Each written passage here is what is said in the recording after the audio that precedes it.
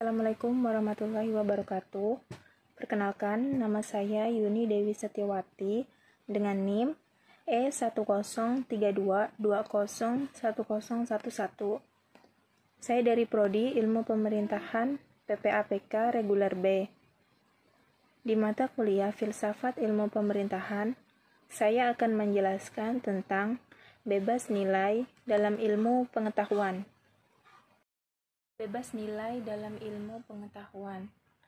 Rasionalisasi dalam ilmu pengetahuan sendiri terjadi sejak René Descartes memunculkan metodisnya dengan meragukan segala hal kecuali yang sedang dalam keraguan adalah dirinya. Clarung, yakni era yang berusaha mencapai titik rasional tentang alam dan dirinya. Dalam istilah klasik sendiri, ilmu dapat diartikan sebagai pengetahuan yang menjelaskan tentang asal-usul suatu hal ataupun sebab akibat dari suatu peristiwa. Sedangkan menurut para ahli, yaitu Gaston Bachelard, ilmu pengetahuan merupakan produk dari pemikiran manusia yang menyelaraskan antara hukuman pemikiran yang ada dengan dunia luar.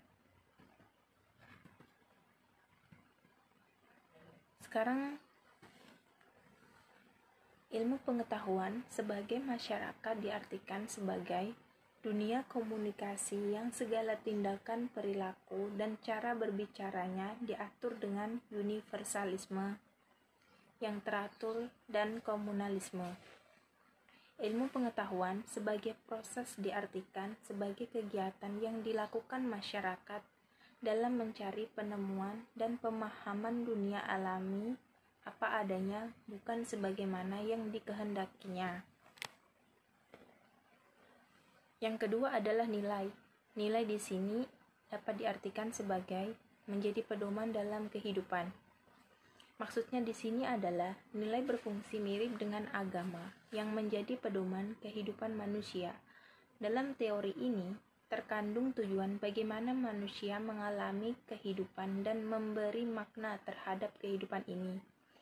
Nilai bukan sesuatu yang tidak eksis, suatu yang sungguh-sungguh berupa kenyataan, bersembunyi di balik kenyataan. Yang ketiga adalah paradigma yang memiliki 3 faktor. Yang pertama, ilmu harus bebas dari pengendalian. Maksudnya di sini adalah bahwa ilmu harus bebas dari pengaruh eksternal seperti faktor ideologis, religius, kultural, dan sosial.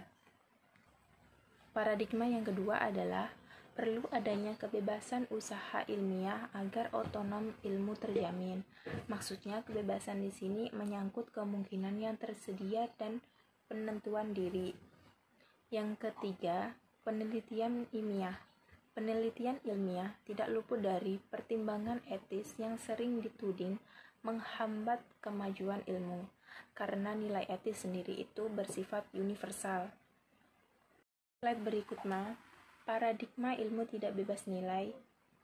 Artinya di sini, ilmu yang tidak bebas nilai memandang bahwa ilmu itu selalu terikat dengan nilai dan harus dikembangkan dengan mempertimbangkan aspek nilai. Perkembangan nilai tidak lepas dari nilai-nilai ekonomis, sosial, religius, dan nilai-nilai yang lainnya. Di sini dibagi menjadi beberapa bagian. Yang pertama adalah ilmu alam yang bekerja secara empiris dan analitis. Ilmu ini maksudnya menyelidiki gejala-gejala alam secara empiris dan menyajikannya hasil penyelidikan untuk kepentingan-kepentingan manusia. Dari ilmu ini pula disusun teori-teori yang ilmiah agar dapat diturunkan pengetahuan-pengetahuan terapan yang bersifat teknis. Yang kedua adalah pemahaman makna. Maksudnya di sini berlawanan dengan pengetahuan yang pertama, karena tidak menyelidiki sesuatu dan tidak menghasilkan sesuatu, melainkan memahami manusia sebagai sesamanya, memperlancar hubungan sosial. Aspek kemasyarakatan yang dibicarakan adalah hubungan sosial atau interaksi. Yang ketiga adalah teori kritis. Maksudnya di sini yaitu membongkar pemindasan dan mendewasakan manusia pada otonomi dirinya sendiri. Aspek sosial yang mendasarinya adalah dominasi, kekuasaan, dan kepentingan yang dikejar adalah pembebasan atau emansipasi manusia. Kaitan ilmu dengan nilai adalah ilmu dianggap sebagai sumber nasihat lahirnya ilmu, terikat dengan nilai, maka ilmu tidak mungkin terlepas dari nilai. Maksudnya di sini adalah pada zaman sekarang ini, ilmu sangatlah mendominasi dipandang dari segi masa depan. Ilmu dianggap sebagai sumber nasihat tentang perilaku. Dalam pandangan Habermas, jelas sekali bahwa ilmu sendiri dikonstruksi untuk kepentingan-kepentingan tertentu, yakni nilai relasioni antara manusia dan alam, manusia dan manusia, manusia dan nilai, penghormatan terhadap manusia. Jika lahirnya ilmu itu terkait dengan nilai, maka ilmu itu sendiri tidak mungkin bekerja terlepas dari nilai.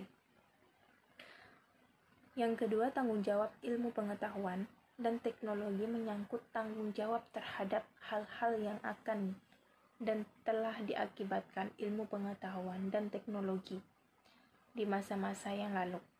Tanggung jawab etis tidak hanya menyangkut mengupayakan penerapan ilmu pengetahuan dan teknologi secara tepat.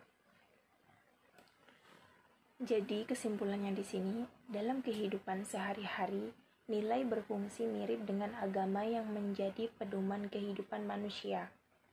Dalam teori nilai, terkandung tujuan bagaimana manusia mengalami kehidupan dan memberi makna terhadap kehidupan ini.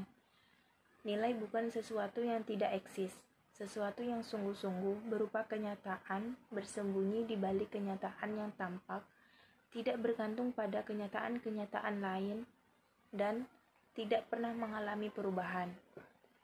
Dalam filsafat terdapat dua pandangan mengenai ilmu, yaitu ilmu bebas nilai dan ilmu terikat nilai atau tidak bebas nilai.